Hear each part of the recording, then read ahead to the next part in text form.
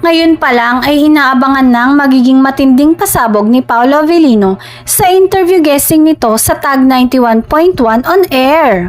May kaabang-abang nga daw kasi na aaminin ng aktor. May post na nga ang DJ na si DJ Maria Maldita. Ayon dito, nakakainis tong si Paolo Avellino. Pinakilig ako sa interview namin. Wag ganun, aasa ako. Kung ano yung inamin niya, sabay-sabay nating abangan yan. Siyempre, ang tungkol sa kanila ni Kim Chiu ang inaasahan ng mga netizen at fans na pag-uusapan sa nasabing interview.